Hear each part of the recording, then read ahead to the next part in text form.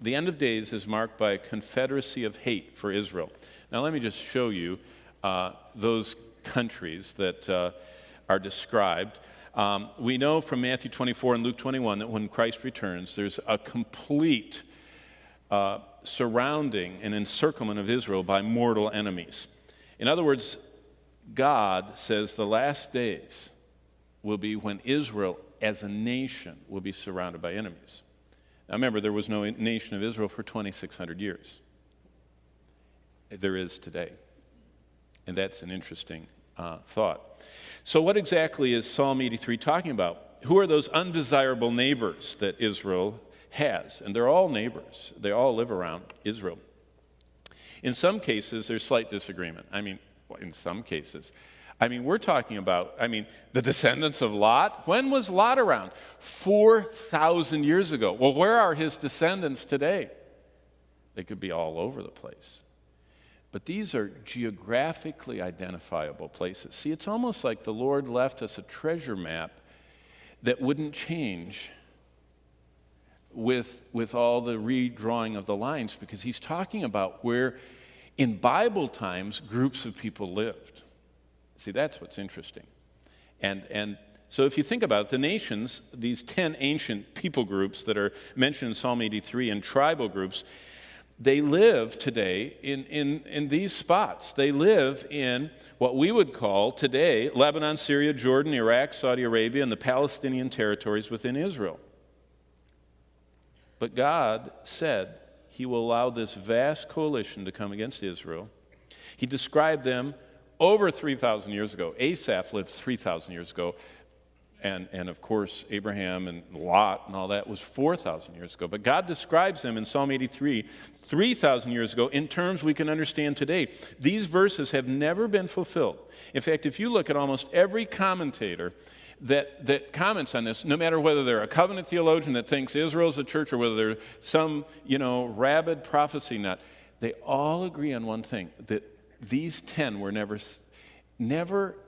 synonymously enemies of Israel, ganging up and having a little meeting on how to destroy them, the people of God. Some believers think that some of these nations are easy to trace, others are more speculative. We do know Assyria is the same as modern-day Iraq. In fact, when I was speaking at the seminary in Jordan, a man came up to me and said, "I want to introduce you to me." And I said, "I'd like to meet you." He says, "I pastor a church in Assyria." And I said, "Assyria? Like in the Bible?" He says, "Same place." He says, "I live in Nineveh." And I said, "It's still around?" He says, "Oh, of course it is, He says, "I'm an Assyrian Orthodox born-again believer." And I thought, wow.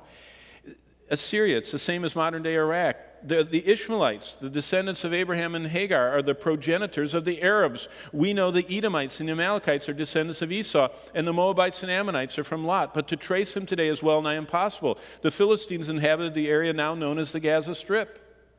We know what that geographic location is. The city of Tyre, located in what is now Lebanon. Gebal is the same as ancient Byblos or Gubla. It's in Phoenicia, same area on the coast. The sources list the Hagarites as descendants of Hagar, therefore segments of the Ishmaelites. But it's hard to be positively identifying them. But if you just wanted to put them on a map, you see in front of you the Psalm 83 war people. It kind of looks like the Arab Muslims that are surrounding Israel today. And though they fight among themselves, like right now, and killed 100,000 of each other in Syria and counting, the only thing that unites all those nations who are of the various sects of Islam is their intense hatred for Israel. And they don't even know why they hate them. They just do.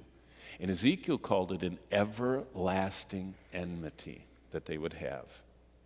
Now, I can tell you why, because Revelation tells us why. Revelation 12 says it's the devil. The devil hates Israel solely because God has put his name on them.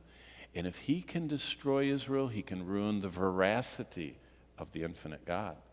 And so he has placed this everlasting enmity and stirs it up all around Israel. Well, the nations are the 10 adjacent people groups, And today they would be Lebanon, Syria, Jordan, Iraq, Saudi Arabia, and the Palestinian territories.